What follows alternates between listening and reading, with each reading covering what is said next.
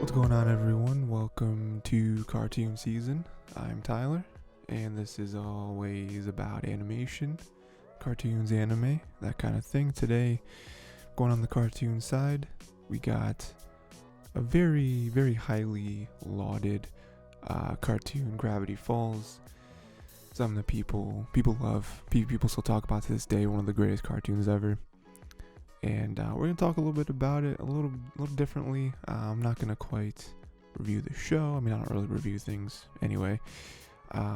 But more so instead of talking about like different moments of the show or different, whatever. I want to talk about the fan theories that have spawned because of the show, during the show, as well as after the show. Because I think some of them are really interesting. Although there are a few that I want to mention just because I think they are absolute nonsense. So yeah, I'm going to talk a little bit about that. As always, go to the Tiger T YouTube channel, find more episodes of this. Or go to, what's the other one? Just go to anywhere you get podcasts. Have a lot of fun. So, like I said, real quick before I get into the fan theories, I just kind of want to how I wanted to attack this episode. So I do have some thoughts about other things, like, I think Dipper's whole thing with what's her name? Wendy? I was gonna say Jenny. Mabel's whole thing, or not Mabel. Dipper's whole thing with Wendy. I think that's cool. Like, it's cool. Like, oh, he's younger than her, so he's like more so infatuated with her and everything, and it's obviously it would never work.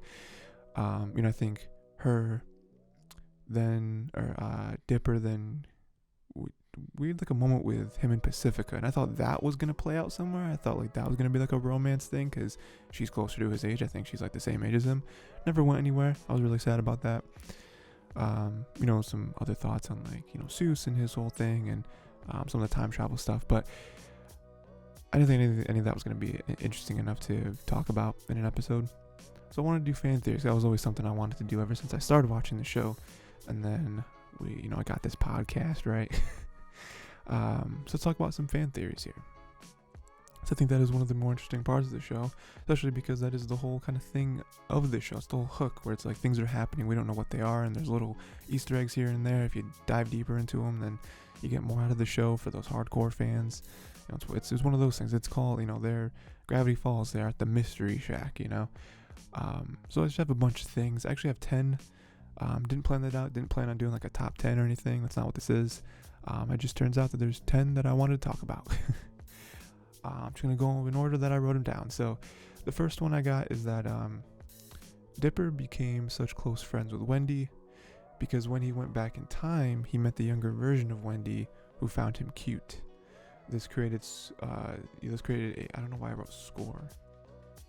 This created a core memory and cemented their future friendship. I think that one's interesting. I think that's possible. I don't really think that, if that were true, I don't think that changes the show in a huge way, like positively or negatively. Because, we did have that one episode where that happened, where we saw younger Wendy. I forget if Wendy was the same age as him or if Wendy was like much younger. I don't remember. That could be a whole thing where, mirrors the whole Dipper being younger than Wendy. So now we have a younger than Dipper Wendy. But I don't know, I just wrote that one down because I thought it was cool. I thought if it is true, they can find a way to make that make sense. Where it's like, oh, they became such close friends so quickly because Wendy technically has already met him, and again, like a core memory, like she may not realize why, but there's a part of her that just is attracted to him.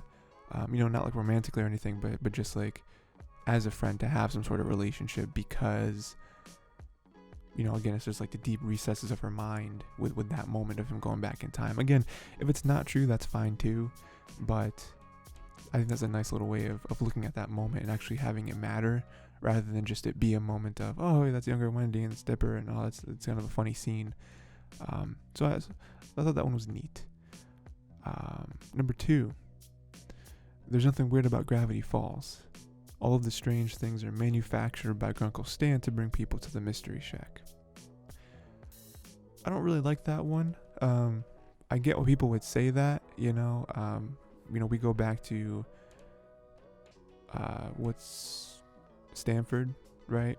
Like, we saw his whole backstory of him going to Gravity Falls because of this crazy stuff and researching it, and then him eventually, like, quote unquote dying. He didn't really die, but him dying, and then Uncle Stan kind of taking over, almost like in his memory.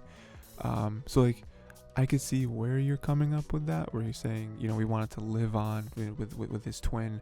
He wanted to kind of carry out the legacy, so he needed the Mystery Shack to be successful to carry that on, and so he would do anything. We know he's sort of, he's definitely somewhat of a con man. So we see that he can do anything to get people there, and so that's why he does it deep down. Part of me likes that for that aspect of it, but for them just saying, oh, all the weird stuff is just his doing, I don't know. I find that too convenient, that everything weird in Gravity Falls is just because of one person. One person is able to like do these things. I don't know. I just think that takes the magic out of it. So again, there's parts of that I like, but other parts I'm just like, it's too convenient and it's too safe. I like where it's just, no, Gravity Falls is a weird place, and there's a reason why we were drawn here. Number 3, we have a pretty short one. Dipper wrote the journals in the future. This one, I think I wrote down because I thought it was absolutely ridiculous. Unless you're trying to tell me that Dipper is Stanford. Because we saw a backstory of that happening, and of course that could be fake or whatever, but it's like the whole reason why the cover has 6 fingers on it is because Stanford has 6, he was born with 6 fingers. Like that's the whole, how would you explain that? Like I get what they're going for there, where it's like, oh, that's the reason why, similar to the Wendy, meeting the younger version or whatever.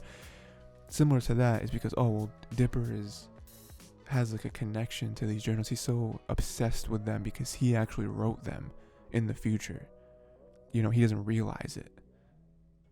But again, see, time stuff is always weird like that, because to me that causes a circle where it's like he gets the journals because, like, if he reads the journals now, how did he write them in the future? And it's like, it causes like a paradox where it's like, wouldn't he have to not have the journals to write them in the future, to then give them to himself? And then if he has the journals, a younger version of him has the journals, he would never write them because they already exist. So yeah, so I don't really like that. Again, when people try to do fan theories about time, it gets weird, it gets tricky. I just thought that was ridiculous. I wanted to mention that one. I'm like, no way. Like I get the end goal that they're trying to reach with this theory, but in itself, it doesn't match. It doesn't make sense. Then we have number 4. Bill Cipher has a twin. At the end of Weirdmageddon 3, he summoned the god of twins. At some point, Gideon stepped on a star-shaped spot on the zodiac wheel that could have been meant for Bill's brother. In a Reddit AMA, when asked if Bill has a family, Bill Cipher responded with, "Not anymore." So there's a few things to unpack there. Basically, the whole point of this one is that, yeah, he has a twin, right? Because I think there is an obsession with the show with twins. Of course, Dipper and Mabel are twins, and we got Uncle Stan and Stanford. So kind of that reoccurring theme there. I like that. That's cool. We have the whole Gideon thing, or we have before that where Bill Cipher summoned the god of twins, which I don't think is super clear, but when you see it, it's like, okay, well, what was the point of that? And then you have the Gideon thing where they all thought that they were destined for a certain symbol on the floor, but in the end, you might be like, oh, well, they may have interpreted each symbol wrongly. Like Gideon stepped on the star because he's a star, right? He's like famous or whatever. But in all actuality, that was actually for Bill's brother, because shape of him or whatever.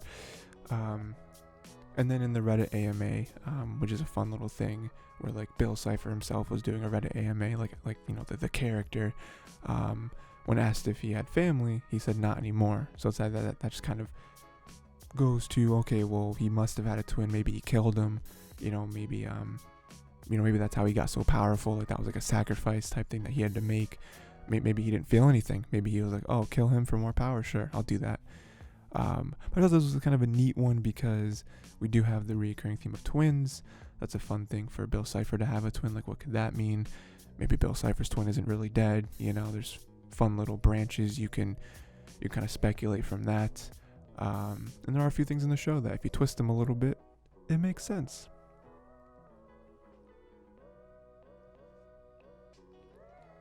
Then we got number 5. The shapeshifter. I remember from the one episode where they meet the shapeshifter that they originally thought was the original author of the book. The shapeshifter shows Dipper the last form he will ever take. So remember when they defeated the shapeshifter and they like froze him in like carbonite, he shapeshifted into Dipper, and then he was like screaming at the sky. Basically, that was like the pose that he took. Which is the same form he takes when he turns to wood in Northwest Mansion Mystery. Remember in that one, or like the ghosts or whatever of the mansion. Almost everyone, very, very, what's the word? Briefly, I couldn't think of the word. Very briefly turns to wood. And when Dipper gets turned to wood, he has that same form, the one where he's kind of yelling at the sky with his hands up. So this makes it seem like Dipper is supposed to perish in this form, but he has found a way to change his fate. They believe this was how... Sorry, I'm getting tripped up on my own words. They believe this was how Dipper's life was supposed to end, but it didn't, because he was willing to look beneath the surface and made an effort to understand Pacifica. Pacifica decided to open the gates and save everyone's life. So that was kind of a thing. Right, okay, I understand that now. So that theory is basically saying that in that moment, during that episode, Dipper was supposed to die. And you imagine everyone else was supposed to die as well. But because of who Dipper is, Dipper was able to change his fate, and he was able to, do something that maybe most others wouldn't. Kind of put an effort to change someone for the better, like Pacifica, and that, everything has a return, right? That's something I know that was said in Walking Dead. If any Walking Dead fans out there, Morgan, especially during the Alexandria seasons, that was a big gripe with Morgan, was that Morgan didn't want to kill anyone. He thought all life was precious, and he said that everything has a return. That actually did work out in his favor a couple times in the show. So, never seen Walking Dead, go watch it. It's a good show. It gets bad. It gets bad, but just push through it, because it's good. That's kind of what this happened too, where it's like he put in the effort to help change Pacifica, and Pacifica did something that she was not destined to do. She was not destined to help these people, and she did, and everyone lived. I like that theory. I think the whole like poses thing, I think it makes sense. I think you could explain it away by just saying, well, that's how anyone would kind of look when they're dying, is they just start yelling and their hands are in the air, they're flailing because like their body doesn't want to die. So their body's trying to do something to just like almost like shake off the death. And it's the same person, so it's like makes sense. But it this is one of those theories that I like. If it's not true, it's fine, doesn't like ruin the show. But if it is true, I think it really adds to Dipper's Dipper's character. So next, we're halfway through now. We got number 6. At the end of the show, Bill ends Time Baby and all the time travelers. Remember, he just wipes them all out in like half a second. In the episode The Time Traveler's Pig, Dipper and Mabel accidentally end up in the future where Time Baby is destroying the world. I do remember that. Therefore, by taking Time Baby out of the equation, it's possible that Bill has stopped the real end of the world without realizing it. Part of me does like that.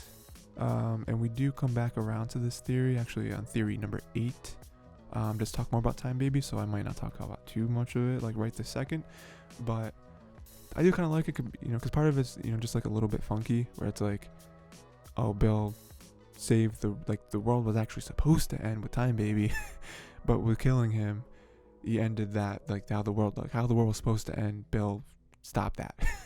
I guess he tried to end the world himself, but I just kind of like that, like that whole like wires crossing thing. And I do think it adds to how he was able to kill them so easily, where it was like, oh, because it was because of this, you know.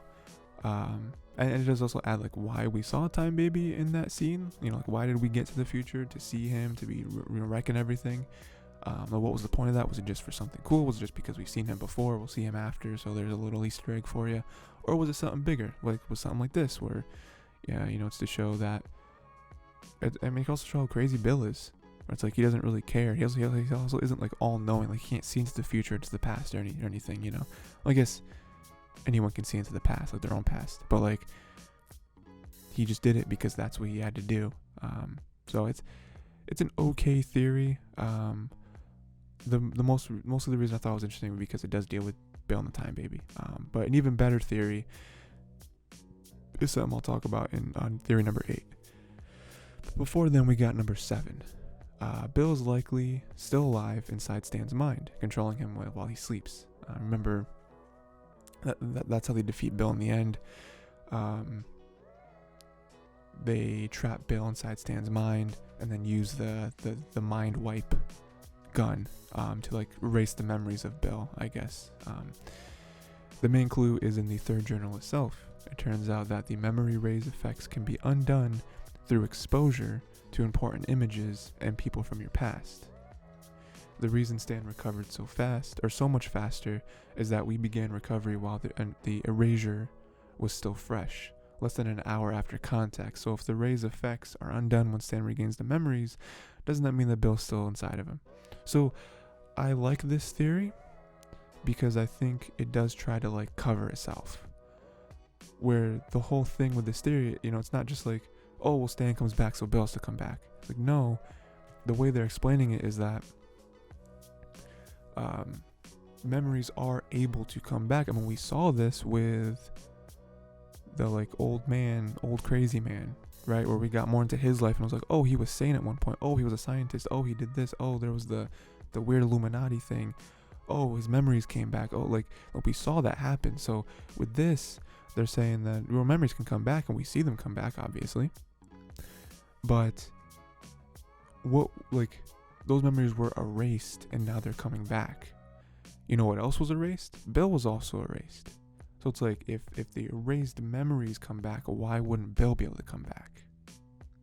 Interesting theory. I like it because, you know, I think there are ways to do that whole and the villain isn't really dead, you know, like you'll like the end ? You know, I think there are ways to effectively do that in a story, and I think that if this theory is true, it's cool because it means Bill's still out there somewhere, or Bill's biding his time, or, you know, if there was going to be a third season or something, I'm sure they would, you know, they would delve into this possibility.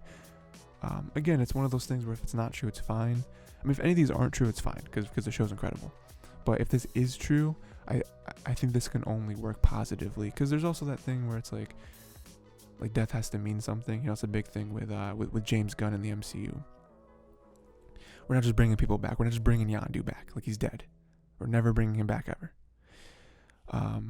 But I don't think that applies here because I think he was the big bad, and he is known to be all powerful. So for him to be destroyed permanently by just a gun like that was Earth made, you know, like it would make sense that he's able to come back. So it's more of an interesting one. I like that. Now we're on the 8 that I mentioned before, theory number 8. In the final episode, Bill uses his dimensional powers to destroy the Universal Baby and the Time Guys. So does he destroy them from the entire timeline? Not likely. These creatures could time travel again and again until they defeat him. So that one I like because I think that's something that a lot of people talk about when it comes to Gravity Falls, where it's like, how is, like, those guys controlled all of time. How was, like, I know Bill Cipher's supposed to be all powerful, but like, he kills them in an instant. Like, he waves his hand and they're disintegrated. Like, we're not concerned about that. Like, that doesn't have any effects. Like, Time Baby is Time Baby, you know what I mean? Like, does that just not throw everything into chaos? Like, you know, so they don't really explain that. Like, they just kill him and it's like, all right, dead. Look how powerful. Like, I feel like that was used to show how powerful Bill is. But it's like, we don't see any ramifications of that. Like, does that matter? Like, are those people frauds? Like, are they not actually as important to time and reality as they let on? Or is there more? Like this theory is saying, where it's like they just destroyed a version of those guys. They just destroyed them in this timeline, not in all of time. Like, there's other versions of them. Like, again, time works weird. So there could be many versions of them existing simultaneously. So the one gets wiped out. Maybe other ones have gotten wiped out in the past, and it's not a big deal. I like this theory because that was one of the things, one of the bigger things about the show that happened, and I didn't like it. I was like, I get they're trying to show how much of like a god or how much of a demon Bill is, but they just wiped him out like that. Like, there wasn't any fight, there wasn't any exposition, there wasn't like, boom, you're dead. Not only you're dead, like we see their bodies and stuff, like they're just wiped out of existence. But this theory I think puts a little more meat on that bone, and I like it. Number 9. When Dipper, Seuss, and Wendy enter Mabel's reality bubble, they're in a different reality. Who knows how many reality bubbles Bill has created? The theory suggests that when they defeat Bill, they're actually in a bubble, so it's just a fake reality. Bill states that the bubble is his most elaborate trap, so what if them convincing Mabel to get out of the bubble with them, and them defeating Bill was just a fake reality in the bubble? If the end really is reality, why does Bill let all those bad things happen to him? If he can control time and space as he says, how can he lose so easily? So I like this one because it goes back to Bill supposed to be, be like all powerful, can control time and space, all that stuff. So one, he's lying, really powerful, but not that powerful. He's not like the all being of all reality, or he didn't really lose. Again, it's one of those things where the end ? Where sometimes you can make that work and sometimes it just comes off as you didn't really know how to end the show. So you're just like, it's up to interpretation, So like, part of me likes this theory, part of me doesn't. But I think it's interesting where who's to say that they weren't already in a reality bubble? Who's to say there wasn't a bubble in a bubble? Like, who's to say, like, the way they defeat him, maybe it comes off as a little too easy. Even though it was a journey, it was a little too easy versus someone like Bill who's supposed to be all powerful. It's like, maybe he didn't really die. Maybe maybe he's still out there, it's like the Matrix, right? Where it's like, this isn't real. There's actually a reality outside of this one, but then, the whole like Matrix within the Matrix theory, like what if that's happening here? It's cool. It's cool. It does explain a lot of stuff. It does cause some problems, but that's usually what most fan theories do. I like it. I think that it'd be a really, again, if we did get a season 3, I think this is something that they could touch on. And I think they could make it work. To be like, no, like we told you, Bill is different. Like, he is different from anything ever. Like, he's not just going to be like, he does not have the bubble and he's like, oh, bubble failed. Well, I guess we lose. Like that was it. Like, nah, there's layers to everything. And then we have number 10, the final one. Stan and Ford don't actually switch places in the end, and that Bill really enters Ford's mind instead of Stan's. Ford has a metal plate in his head to prevent Bill from entering freely, which also means he can't leave freely. Bill is trapped in Ford's mind where his memories of Stan have been erased, but not his full memories. They write, they never change places. This is why he was able to remember his identity so fast. It was never erased. So this, and I was trying to think, I'm like, oh man, did I just write these in order? Was number 10 a good one? A good one for me to end on? I really like this theory. Again, I don't know if it's true or not, but them being like them being smart enough to be like, no, we're actually not gonna switch places. I'm gonna have Bill enter my mind, and then I'm gonna erase it. And so there are a couple things, right? I think as a whole, this is very smart, very clever. There are a couple things though, some good, some bad. The one bad thing I don't like about this theory is that I don't like how it's set up as like he has a metal plate in his head to prevent Bill from entering freely. Does that plate prevent Bill from entering at all? Does Ford actually have control? Like, does he have like a key fob where he can just like click and then and then his mind is unlocked and then Bill can enter it and then he goes click and then he's locked in? Like, is it that simple? Because if it's not, and it's like, no, metal plate in there, you can't ever enter, and I can't change that, then I feel like that weakens the theory. But if if Stanford can actually control it and be like, yeah, sure, enter, locked. As soon as he gets in locked, I think that works. Again, I'm not so sure on the science behind the metal plate, but okay, we're fine. And then the whole explaining of how this Stan, quote unquote, is able to get his memories back is also very cool, because it makes sense. It might make more sense than the last theory I talked about a few theories ago, where he's able to get him back because he never erased memories of himself. He erased memories of his brother. So he was able to become himself again very quickly because he still remembered who he was. There was still pieces of him missing because obviously Stan is a big part of his life. So that part kind of had to wiggle around a little bit more. But that's how he's able to get in so quickly. Because originally, as we know it, Stan erased memories of himself. He had to basically erase everything. But I do like that. Again, that's like some 4D chess stuff of us being like, all right, Stanford's going to take it. All right, no, we're actually going to switch, so he doesn't know. All right, no, it's a double agent, and we're going to switch, but we're not going to switch. There's a lot of moving parts there, a lot of like almost coincidences that they would be able to think ahead that far. And also the ending where it's like, maybe he didn't know himself, but how was he able to recover? And like, why didn't you just say, okay, here's what happened? Like, I guess that's why it's a fan theory and why it's most likely not true. Because like, why wouldn't he be like, okay, well, I'm not actually your uncle. Like I'm actually, this is what happened. But, I do think for it to actually be true, there'd have to be a couple pieces of dialogue here and there to explain it. But, that's a really good one. That's really good. And that is all of them. That is kind of all the theories. I'm sure there's a bunch more out there. Let me know what other ones either ones that you've thought of or ones that you found online that you really like, or even ones you really don't like. I mean, there's been a lot of them that I didn't write down because I was like, there's so many of these that are just garbage. And I'm like, there's no way this is true. Doesn't even make sense. Let me know about those too. Any of those you found that you want to kind of laugh at, I guess. Not maliciously, but just be like, aha, that's not true. And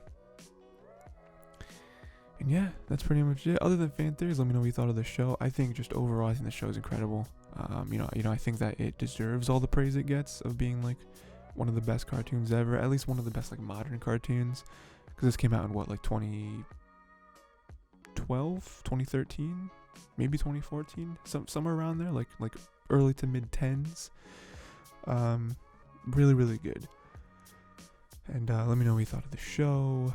And I think that's pretty much it. Let me know what else you want me to cover. Any other cartoons or anime. Also movies. Movies are a big thing as well. Yeah. Oh, and just one more thing for the YouTube audience. Right here, I've had the image, because I always put images up when I'm talking. Image right here, not from Gravity Falls. It is from Amphibia, where they do a Gravity Falls kind of like callback episode. Because the people who work on Gravity Falls, who work on Amphibia currently, a lot of them worked on Gravity Falls. So it's cool. They did like a little callback episode to that. It's really cool. Amphibia, go watch that. I also did an episode on Amphibia, which you can check out. That's already out. I did first 2 seasons. I haven't started any of the 3rd season yet. I think because I was waiting to watch it on Disney Plus because I wanted to give Amphibia more numbers because the Amphibia deserves it. But yeah, that's pretty much everything.